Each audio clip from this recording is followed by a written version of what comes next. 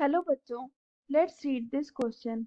This question says the attraction of planet on its satellite varies directly as the mass of planet and inversely to the square of distance. Also, square of satellite time of revolution varies directly as distance and inversely as the force of attraction.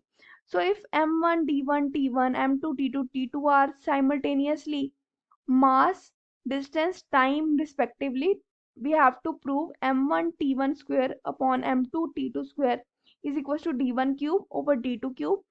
Hence we have to find the time of revolution of that moon of Jupiter whose distance is to the distance of our moon, that is ratio is given is 35:31, having given that mass of Jupiter is 343 times that of the earth and the moon's period is 27.32 days. Now इस question को solve करने के लिए जो हमारे पास की concept का use होना है that is the concept of proportionality. We must understand कि अगर कोई क्वांटिटी ए प्रोपोर्शनल है बी के तो इसको हम एज कैसे रिप्रेजेंट कर सकते हैं. अगर हम इक्वालिटी में चेंज कर दें प्रोपोर्शनैलिटी को तो कोई कांस्टेंट हमारे पास आ जाता है, तो ये क्वांटिटी इसके इक्वल हो जाती है. इसका मतलब प्रोपोर्शनैलिटी का बेसिकली होता क्या है कि अगर ए इंक्रीज करेगा तो बी भी इंक्रीज करेगा. So what is given to us is कि कोई दो प्लैनेट्स हैं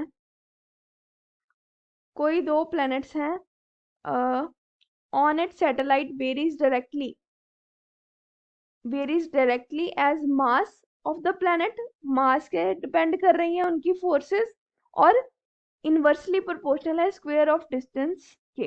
दैट इज उनके बीच में से let F be the force. तो ये ऐसे है कि फोर्स जो है डायरेक्टली मास पर और इनवर्सली स्क्वायर ऑफ डिस्टेंस पर डिपेंड कर रही है. तो इसका मतलब ये होएगा कि प्रोपोर्शनैलिटी का साइन हटा दें तो कोई हमारे पास कांस्टेंट आ जाएगा से के एम अपॉन डी स्क्वायर. तो फर्स्ट चीज तो हमें ये गिवन है. दूसरी चीज जो हमें गिवन है कि square of time of revolution, अगर हम टी टाइम ले लें तो इसका स्क्वायर ये कैसे है हमारे पास इन ये प्रोपोर्शनल है डिस्टेंस के और इनवर्सली प्रोपोर्शनल है फोर्स के. तो इस केस में अगर हम से कांस्टेंट ले टी स्क्वायर टू से वन ही कांस्टेंट ले लेते हैं डी ओवर एफ. तो एफ की वैल्यू फर्दर सब्सटीट्यूट करते हैं तो हमारे पास कैसे आ जाएगा t square is equal to d upon f one. अभी एफ की वैल्यू सब्सटीट्यूट करनी है तो एफ का वैल्यू कितना है के एम अपॉन डी स्क्वायर. तो इसको हम कैसे लिख सकते हैं 1/k. तो अगेन हमारे पास क्या है एक कांस्टेंट टर्म है तो 1/k कांस्टेंट को हम m के साथ रिप्रेजेंट कर देते हैं which is equal to small m के साथ. स्मॉल m कांस्टेंट हो गया तो इसके साथ रिप्रेजेंट कर देते हैं. और ये क्या बन गया हमारे पास, ये हमारे पास यहाँ पर कैपिटल डी स्क्वायर आना है. यहाँ पर लिख देते हैं कैपिटल डी स्क्वायर. तो ये हमारे पास बन जाएगा डी इंटू डी स्क्वायर, ये हो जाएगा डी क्यूब अपॉन एम. तो ये क्वांटिटी हमारे पास बन गई M D cube upon M. ये where M is what M is another constant. अभी हमारे पास प्लैनेट्स कितने गिवन है 2. तो दोनों के लिए ये चीज जो है वो अलग अलग वेरी करेगी. इट मीन्स टी स्क्वायर की वैल्यू हम दोनों प्लैनेट्स के लिए अलग से लिख सकते हैं. तो ए के लिए हम एज t1 रिप्रेजेंट कर लेते हैं से यहाँ पर स्मॉल लेटर में है तो हम क्वेश्चन में भी स्मॉल लेटर से रिप्रेजेंट कर लेते हैं t1 square m1 upon d1 cube. इससे हम ये भी लिख सकते हैं स्मॉल m के इक्वल. एंड सेकेंड क्या हो गया t2 square m2 upon d2 cube is equal to another constant है बिकॉज ये कांस्टेंट के ही इक्वल आएगा तो कांस्टेंट तो सेम ही रहेगा. और ये वैल्यूज हर एक के लिए वैलिडेट होगी चाहे वो t1 हो टाइम या t2 हो. तो ये हमारे पास 2 वैल्यूज आ गई. नाउ हमारे पास एक चीज गिवन है